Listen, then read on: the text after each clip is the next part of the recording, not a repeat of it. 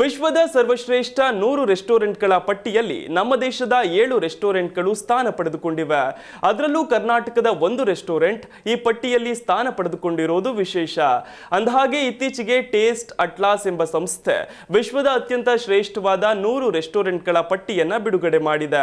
ಈ ಸ್ಪರ್ಧೆಯಲ್ಲಿ ಒಟ್ಟು 23,952 ಸಾಂಪ್ರದಾಯಿಕ ಆಹಾರಗಳನ್ನು ಪರಿಗಣಿಸಿ ಸ್ಥಾನ ನಿರ್ಧರಿಸಲಾಗಿದೆ.